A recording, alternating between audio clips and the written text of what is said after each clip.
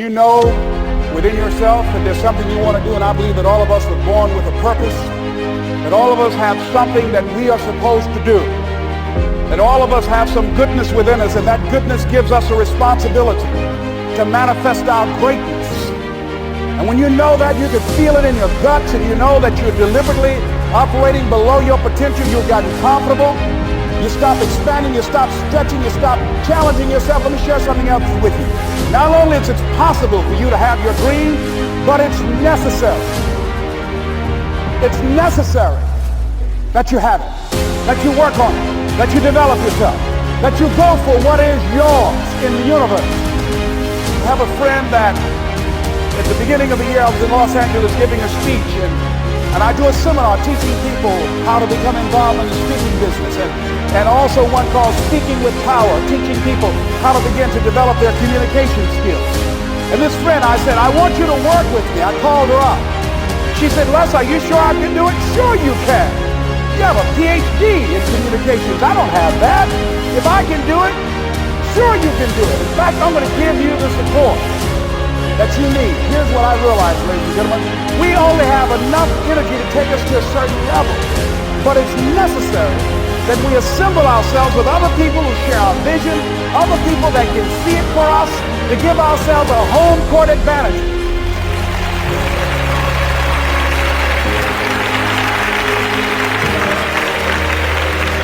So it's necessary that you seek out other people who think like you, who are growing, who have decided that they are not satisfied with where they are. See, I don't believe that necessity is the mother of invention. No, necessity, in my opinion, is not the mother of invention. Refusing to accept things the way that they are is the mother of invention.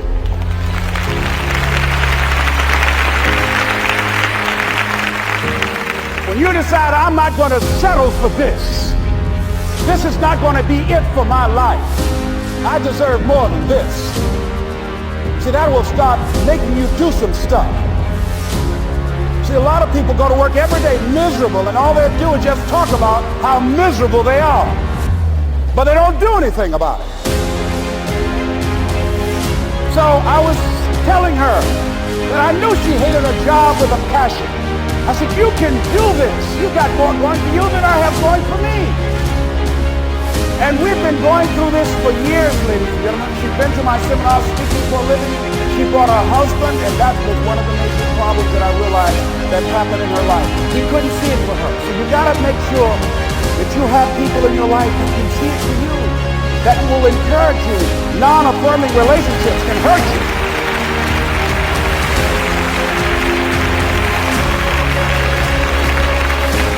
And I talked to him. I said, you know, I don't have anything to do with your marriage. I said, you and I are good friends, and she and I are good friends. And I'm not taking sides. I said, but if you can't see it for her, don't tell her that. Just give her some support. What if you're wrong? It's possible, man, that if I'm doing it, she can do it. Well, you're different. How are you going to tell me that? You've seen her speak. She's got great speaking skills. Don't underestimate her. You don't know. You've got a great woman here. But you see, people who can't see it for themselves can't see it for you. He was happy.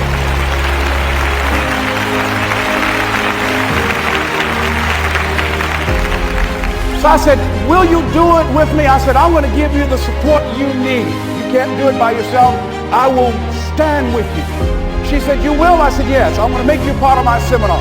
You'll do a part of it, and I'll do a part of it. Speaking with Power. She said, okay. 3 days later, ladies and gentlemen, I got an emergency call at my office. It was from her husband. He called and said, tell Les Brown that Marion is dead. I said, oh no. When I was flying there to go to the funeral, and I remember the last time that I saw her, and I had some of her papers that I had gotten inadvertently confused with mine, and I took them home. And I was searching through these papers to do one of her works. She was a prolific writer. And what got me, what was so sad that made me begin to cry, was that there were poems that she had started that were profound poems, great thoughts, that she didn't complete. Plays that she had started that she didn't complete. See, that poem was given to her. I can't finish that for her, nor can you. That play, whatever the outcome that she had envisioned, that she had imagined, was given to her. Only her. And she's the channel that was going to come through. You are here, and you are the vessel, you are the outlet for the universe. If you've been selected, there's something for you to do. I believe all of us have some purpose for being here. And as I was going to the funeral, and I was reading a newspaper that said that millions of people are dying because of what they're eating, talking about their diet. And I'm sure that it was Marion talking to me, whispering, saying, Les, the next time you speak, so that even more are dying because of what's eating them.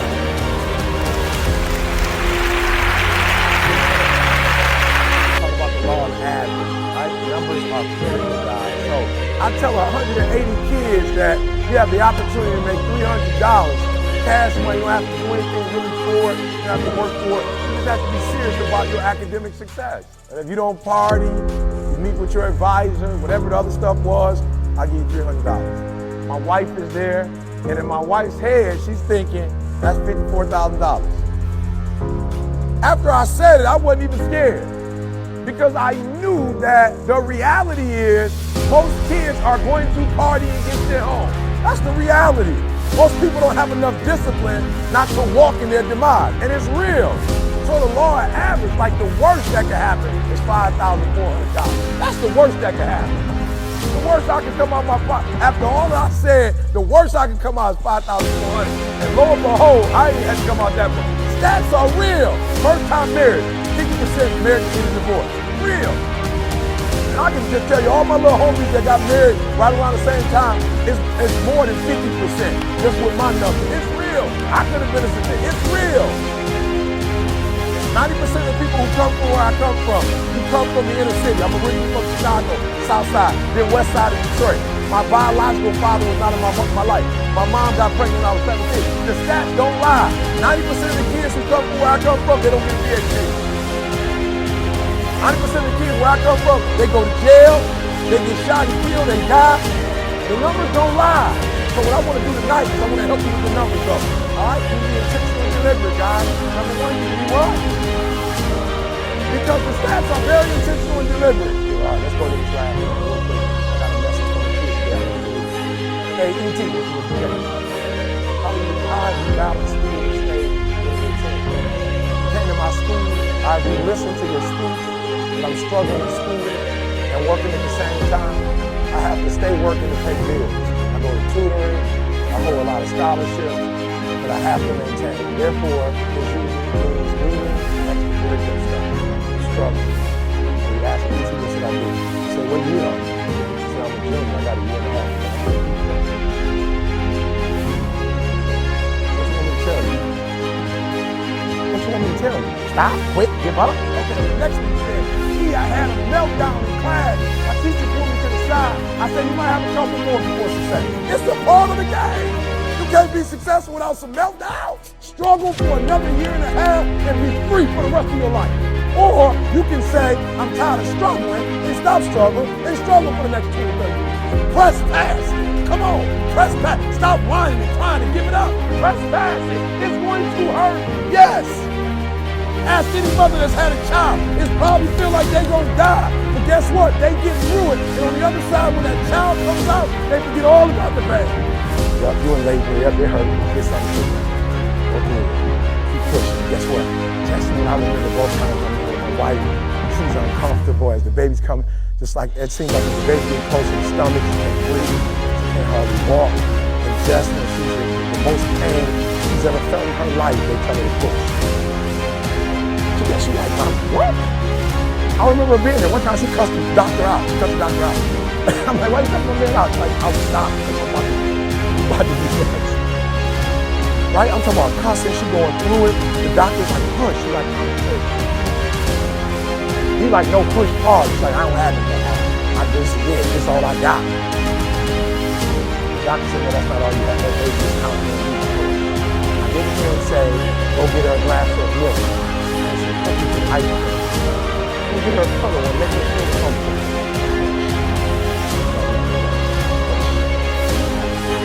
And I'm gonna find it within you, push the child counts.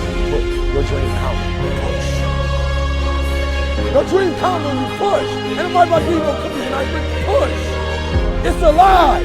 It's inside. How do you know you feel it? You dream about it. You eat it, sleep it every day. When people talk to you, tell them, this is what I'm going to do. So push. Just push past the fact. Push. Don't quit. Don't get push. And you push your way to success. You push yourself to that 4.0. You push yourself to that scholarship. You push yourself to the next level.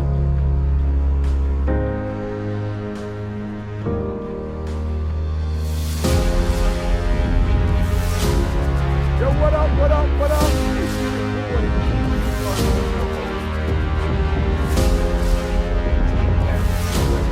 Look, I would never say this.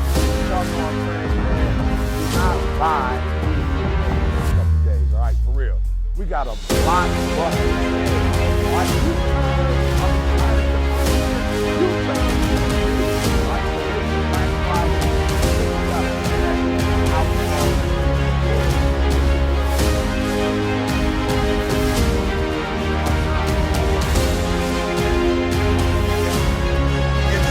I told Kelsey not to say dynamic athlete. I was an underdog.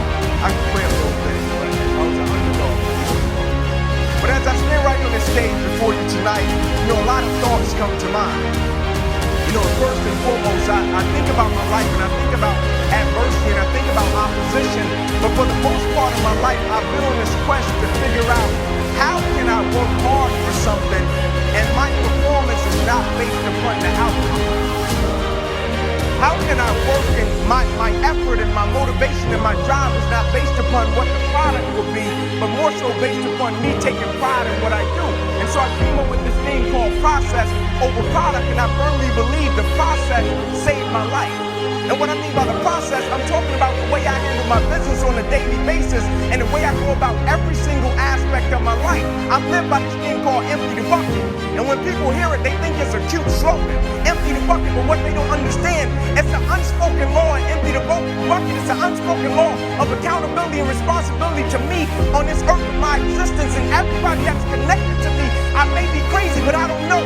I just believe that I'm supposed to give everybody that's connected to me the best version of me. I just believe I deserve to give my wife and my children the best version of me. I just believe the people that I'm affiliated to on this earth, I deserve to give them the best version of me.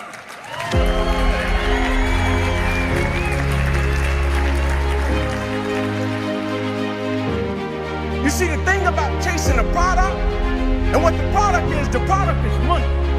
The product is a house, the product is a car. The thing about chasing a product can always change. And if your performance is always based upon the product, what happens when the product changes and you don't take pride in what you do? But the thing about loving the process, everybody wants to prize, but nobody loves the process. Everybody wants to be a champion, but nobody's willing to put in the work that it takes to be a champion. Everybody wants to hold up the trophy and say, man, I did it, but nobody's willing to put in the work that it takes to do it. I love the process. I love the thought of working for what I want. And I firmly believe you're never supposed to wish for it more than you're willing to work for it. Your expectations never supposed to exceed your effort. But a lot of people, they wish, and they're not willing to work. And the great thing about life has a funny way of testing all of us and seeing how bad we really want what it is that we say we want. Because the thing I know about people can talk the talk. And people do it very well. But life is going to hit you with a certain level of opposition. Life is going to hit you with a certain level of adversity. And life is going to say to you, you said you wanted it, now let's see how bad you really want it. But the great thing about it, if you love the process, when opposition and adversity hits, you will have a way of embracing it and using it, not only for yourself, but you will use it to make everybody that's connected to you stronger, because your vision has to be larger than yourself. If everything that you do is just about you and for your personal gain, something's going to come up against you that's going to be a lot tougher than you. And if it's just about you, the moment you hit it, you're going to quit and give up every time.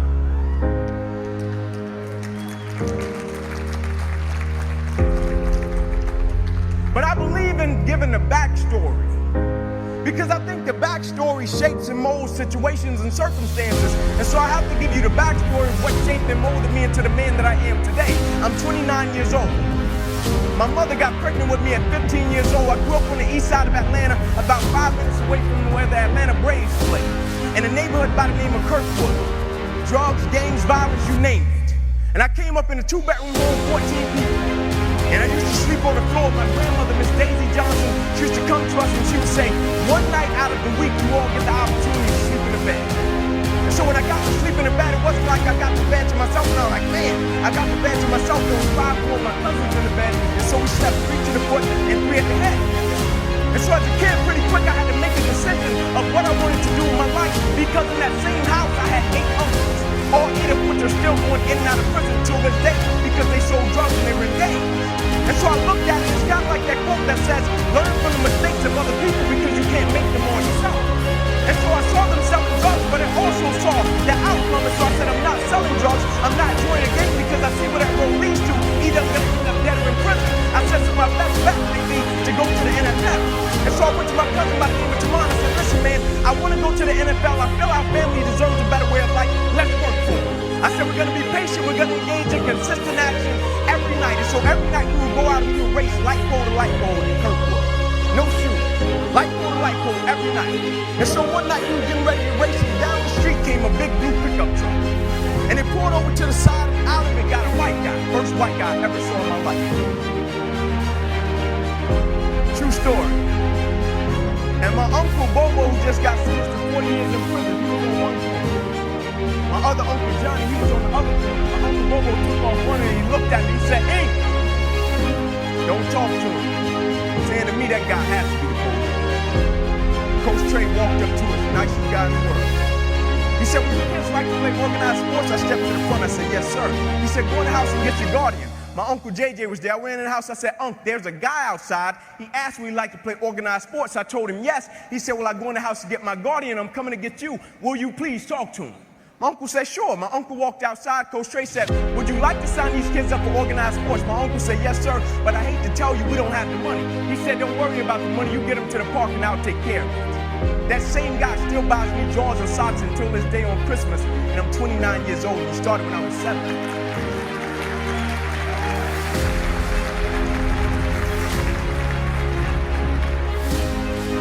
But a weird thing happened one night. You see, most nights after practice, everybody would leave to go home, and I always had to sit in the park because my mother worked at Wendy's. And my mother didn't get off work till about 10 o'clock, 10:30 most nights, and I would be sitting there in the park, and I loved it. I didn't want anybody to take me home because when I was home, I was sleeping on the floor with roaches and rats.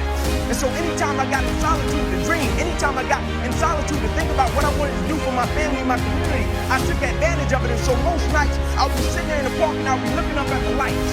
And I would be envisioning myself doing things in the NFL, envisioning myself doing things for my community. And just as the lights would always go out, my mother, she would pull up, and she used to drive an old Buick Regal. Hubcaps off the car, seats torn up, the car was all beat up. And she would pull up and she would put the car in park. I would always hop up, I would run over to my mother, I would give her a hug and a kiss. And I would say, Mom, if you don't mind, can you please sit back in the car? I have to do some extra drills, I have to go to the NFL, so you never have to work another day.